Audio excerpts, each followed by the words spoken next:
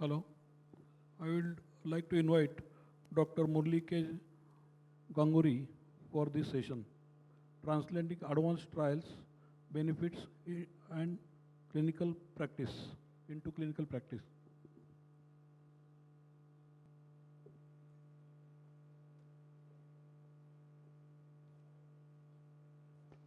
Good afternoon, everyone. Thank you very much for inviting me to give this talk. The talk is mainly about using the advanced trial data, how we can use this results of this particular study into clinical practice for the benefit of our patients. Mainly it is fixed dose of combination medication of indapamide as well as perindopril in controlling hypertension in diabetes patients. So this talk basically revolves around one particular case, and then we'll discuss about the disease burden, and then go about advanced study, and then we'll conclude at the end. At the end of the talk, I will talk about one particular case that I dealt recently, how these drugs could be useful. So this particular case, 52-year-old woman with type 2 diabetes. She was diagnosed 2 years ago. She came for routine follow-up, and she was noted to have a blood pressure of 160 by 100. She's completely asymptomatic. She's obese and known to have hypothyroidism for 5 years. But looking at the thyroxine dose, I very much doubt that. Her current medications include modified release gliclazide and metformin. And she's 5 feet 6 inches with a weight of 70 kilos. Her current blood pressure is 160 by 100 and pulse rate of 84. There was no other abnormality detected. On clinical examination, there was no thyromegaly or retinopathy. There was no clinical evidence of congestive heart failure or peripheral vascular disease. And there was no other abnormality detected. So diagnostic evaluation, and there was a trace of protein in the urine, and blood urea nitrogen and serum creatinine within the normal range, and HbA1c 7.3, which is suboptimal. Electrolytes were normal. Her thyroid stimulating hormone, unsurprisingly, in the good range. Her 24-hour urine collection, urine albumin excretion rate, 250 milligrams per day. So is there anything else we would like to check in clinical diagnostic evaluation apart from what is presented here? I think we need to know her fasting lipids, which is obviously missing here. And retinal screen would be useful too. So what should be the clinical approach in this case? We have a middle-aged lady with a suboptimal diabetes control, BMI around 25. We have significant 24-hour urine protein excretion. So it would be nice to know her retinal screen status as well as lipid status. So we'll come back to the case at the end of this talk. So what is the burden of hypertension in India, current scenario? So this is a massive cross-sectional study, which basically shows they looked at people aged between 15 to 49 years, and they found the prevalence of 25% hypertension in patients who are 30 and above. Even in patients who are people who are between 18 and 25, the prevalence is around 12%. So it's quite high. And you could see from this particular image how this has been distributed all over India. And unsurprisingly, it's quite high in Jammu and Kashmir. And what I'm surprised is in Kerala, the prevalence is quite high. It's even higher in patients who have diabetes. This is not surprising given the risk factors that both diseases share.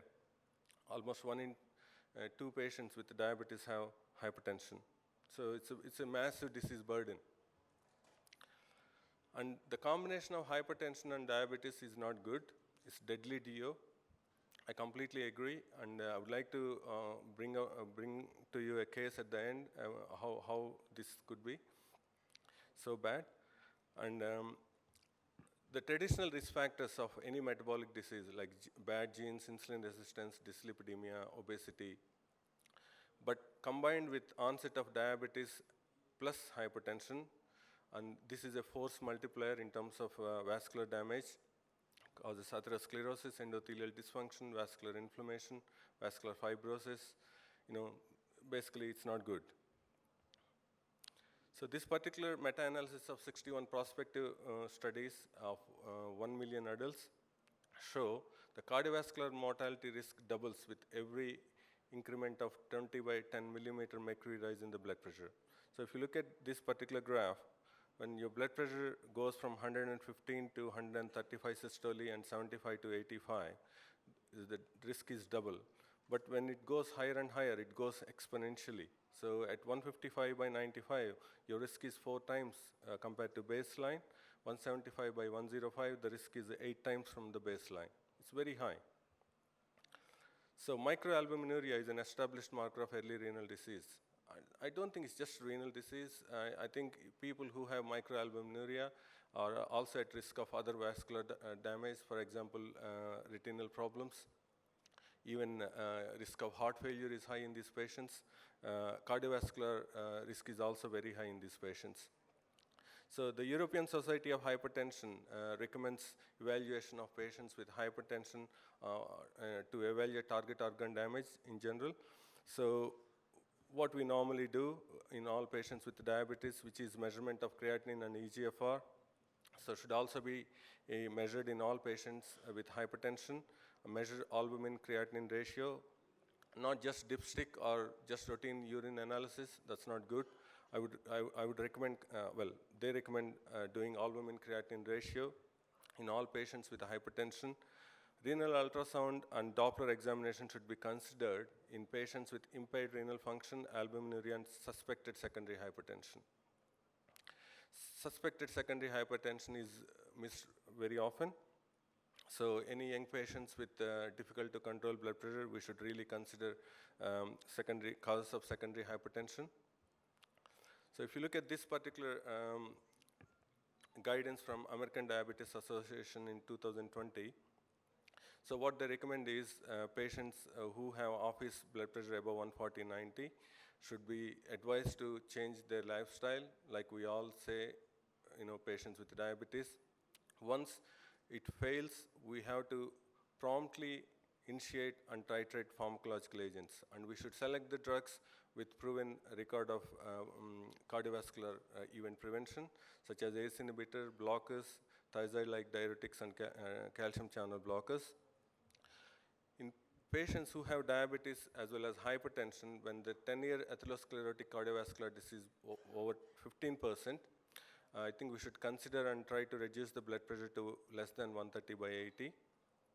Again, only if they are tolerating it and without any major adverse events. That is very, very important. And people who have less risk, that is 10-year atherosclerotic cardiovascular disease less than 15%, treat the blood pressure to less than 140/90. So this is European Society of Hypertension and Cardiology. They have recommended systolic blood pressure and diastolic blood pressure targets based on the age group. So you could divide them into 2 groups, that is 18 to 65 and 65 and above. So people who are young, 18 to 65, try to get the blood pressure systolic less than 130 but not less than 120, whereas the diastolic blood pressure target is the same between 70 to 80. And people who are above 65 and try to bring the systolic blood pressure between 130 to 140, again, only if tolerated. So it's very, very important that we monitor the patients while we are doing this. So treatment recommendations to achieve target BP. So if ADA 2020 guidance recommends, usually patients require multi-drug drug therapy to bring their hypertension into control. And American College of Cardiology and American Heart Association recommends to use diuretics, ACE inhibitors, ARBs, and calcium channel blockers. European Society of Hypertension, similar recommendation, but they say to choose a single pill combination, probably to reduce the disease burden. So these are the randomized control trials that were done before in patients who have diabetes as well as hypertension before advanced study. In 1997, the systolic hypertension in Europe study proved that reduction in systolic blood pressure prevents cardiovascular events, particularly strokes, and it also established the safety of calcium channel blockers. The heart study basically said the best blood pressure with less number of cardiovascular events is between systole 130 to 140, whereas diastole 85 to 90. UKPDS hypertension diabetes study, it proved that there is no legacy effect of hypertension as you see for glycemic control. So you need to treat and keep treating. And MicroHope study is basically showed enalapril, being useful in reducing the renal outcomes. And ABCD, appropriate blood pressure control in diabetes study.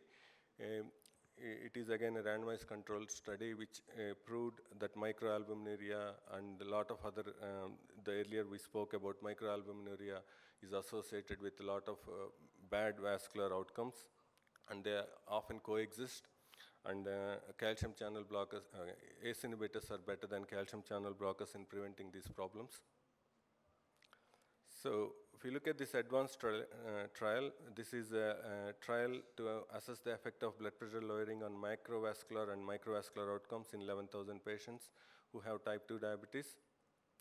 And they wanted to measure non-fatal strokes and non-fatal MI and death from cardiovascular cause, microvascular outcomes, that is new or worsening nephropathy and diabetic eye disease. This included 471 patients. The patients with type 2 diabetes who are diagnosed above 30, who are aged above 55, they would also have additional risk factor of a vascular event such as microalbuminuria or other history of macro and microvascular disease. Any level of blood glucose but without any definite need for insulin. So they administered routinely perindopril and indapamide combination irrespective of the level of blood pressure. So what it showed is that there is significant 21% relative risk reduction in renal events with single pill combination of perindopril and indapamide, total renal events less than 21% reduction, and primary endpoint, that is the combined micro and macrovascular events reduction of 9%. And the systolic blood pressure on average was reduced by 5.6 and diastole on average less than around 2.2. And there was also cardiovascular and total mortality benefit. And they did a renal outcome analysis in the group. It's basically to evaluate if the renal benefits of perindopril and indapamide combination in patients with BP levels below the currently recommended target, that is 130 by 80, for commencing BP lowering treatment. I think we are, as far as I know, we already do that. If somebody has microalbuminuria and you always try to give ACE inhibitor, but this particular one is combination of perindopril and indapamide. Patients with type 2 diabetes, normoalbuminuria 7,877, micro and macroalbuminuria 3,263. Patients aged above 55, and baseline characteristics EGFR 60, 20%, microalbuminuria 26%, macroalbuminuria 4%. So basically what it showed is the significant reduction in progression of nephropathy with this combination.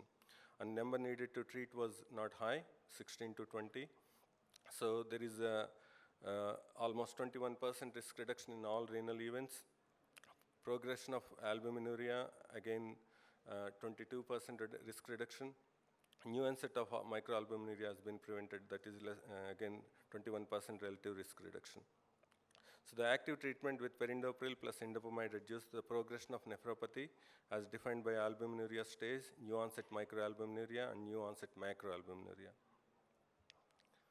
So regression of nephropathy. So the patients who already have existing albuminuria, both micro and macro, and again it has shown significant 51% relative risk reduction, and number needed to treat vary between 16 to 19. So renal benefits were observed irrespective of the baseline BP with combination of perindopril and indapamide across all the ranges of blood pressure between 120 to 160 and above, and diastole between 70 to 90 above. So significant reductions in the occurrence of renal events was observed for almost every BP subgroup, with no evidence of difference in the size of the effect at different levels of baseline systolic BP and diastolic BP. So what it basically provides is, it prevents microalbuminuria, it regresses macroalbuminuria or microalbuminuria if already present, and it also prevents worsening of nephropathy. So in absolute terms, the benefits of routine treatment with perindopril and indapamide after 5 years, if you treated them, you need to treat 79 patients to prevent 1 death, 66 patients to prevent 1 major vascular event. So you need to treat 75 patients to prevent 1 coronary event, whereas in renal outcomes, you only need to treat 20 patients to prevent 1 renal event. So also at the ADVANCE-ON study that was published in New England Journal showed that the benefit persists as long as you keep treating these patients with the combination of perindopril and indapamide. So even after the study period of 5 years, they analyzed after 10 years and the benefit persisted. So in UKPDS, the legacy effect was not shown. So what they suggested was that you need to keep treating aggressively and control the blood pressure to get the best outcomes. On ADVANCE-ON study with the combination of perindopril and indapamide, the legacy effect was shown up to 10 years. So comparing the ADVANCE study with other agents such as irbesartan, telmisartan, and olmesartan, there is a secondary prevention benefit as well as primary, that is 21% reduction in renal outcomes. And there is cardiovascular and total mortality benefits as well, which were not shown in other trials. So this is a treatment algorithm. So it basically shows American Diabetes Association treatment algorithm. Simply says that you decide whether you want to give a single agent or 2 agents based on the initial blood pressure. So if somebody comes with more than 160 by 100, there is no point in just giving one agent. Consider 2 agents. This is what they are saying. The most important thing is that we often forget lifestyle management, getting them to lose weight, maybe low salt diet.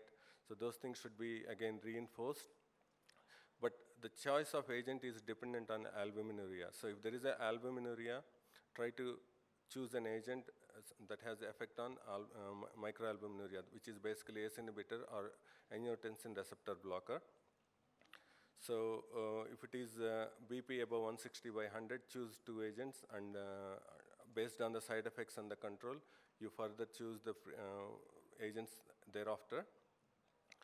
And even after using all the drugs, if you run out of choices, I think you need to consider mineralocorticoid receptor antagonists such as spironolactone or eplerenone.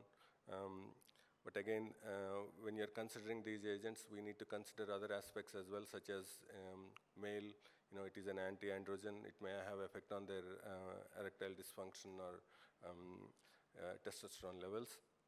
And again, young women, if they want to conceive, again, you don't want to give this kind of drugs. So eplerenone could be an option. And also alpha blockers could be considered as well. But by this time, I think you may want to consider sending these patients to a specialist who is very experienced in dealing with resistant hypertension. So let's go back to our previous case.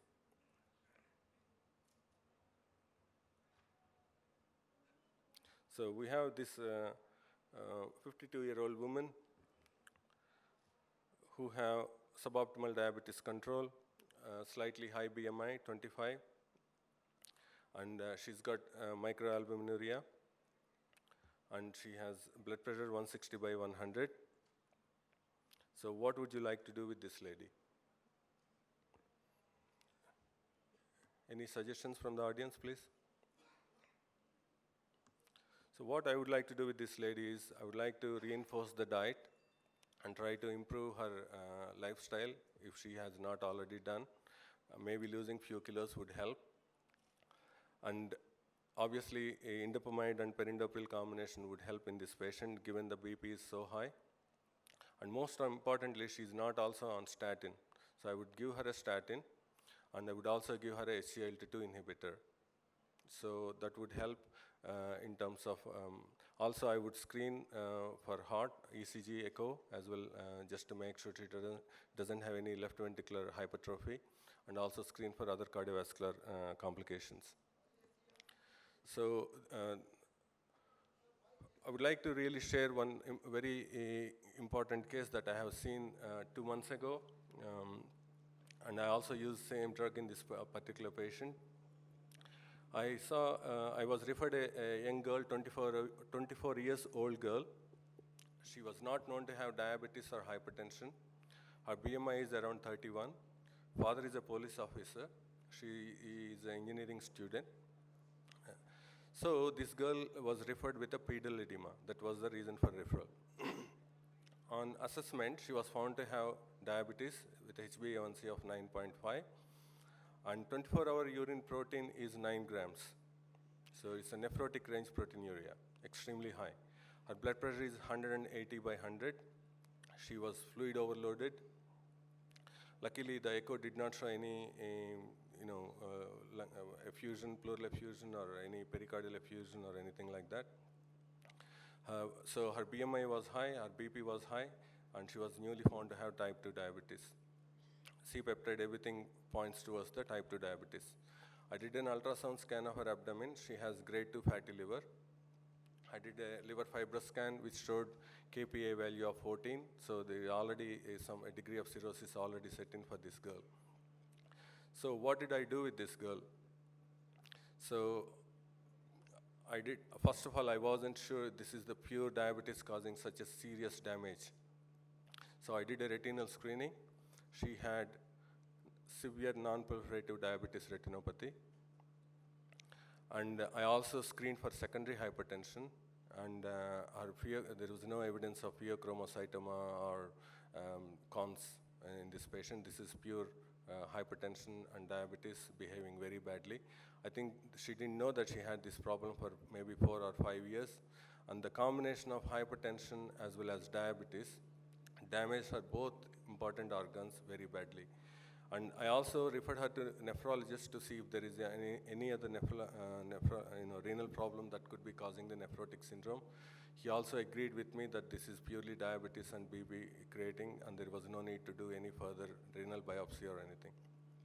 So I worked with this girl. She lost 10 kilos of weight so far. Her 24-hour urine protein that I did last time regressed from 9 grams to 2 grams. It's still there.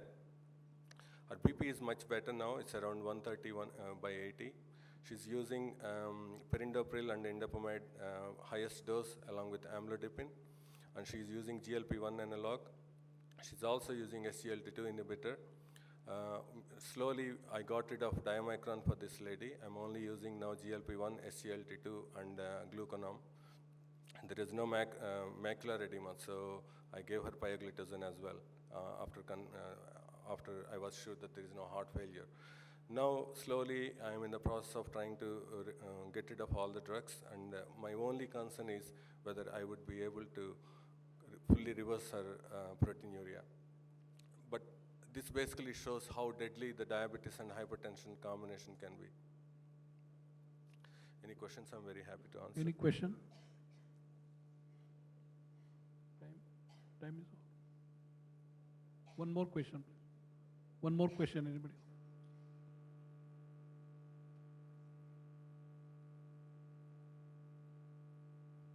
Okay.